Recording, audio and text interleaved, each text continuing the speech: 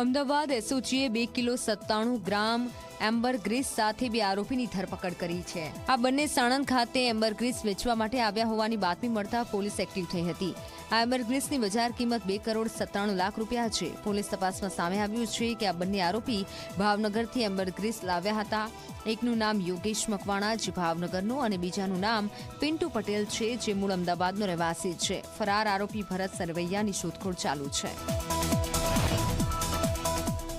એક ટ્રેપ ગોઠવી અને એમ્બરગ્રીસ સાથે 2 આરોપીની ધરપકડ કરવામાં આવેલી છે। ટોટલ 2.97 કિલોગ્રામ એમ્બરગ્રીસ છે જેની બજાર પ્રાઇઝની કિંમત ગણીએ તો 2.97 કરોડ જેટલી કિંમત થાય છે। બંને આરોપીઓ છે મૂળ પ્રાથમિક તપાસ પ્રમાણે ભાવનગરથી લાવેલાનું જણાઈ આવેલ છે। આરોપી નંબર 1 છે યોગેશ તુલસીભાઈ મકવાણા જેની ઉંમર વર્ષ 30 છે અને જે ભાવનગરના છે। અને બીજા આરોપી છે પિન્ટુ ભરતભાઈ પટેલ ઉંમર વર્ષ 37 જે મૂળ અમદાવાદના રહેવાસી છે।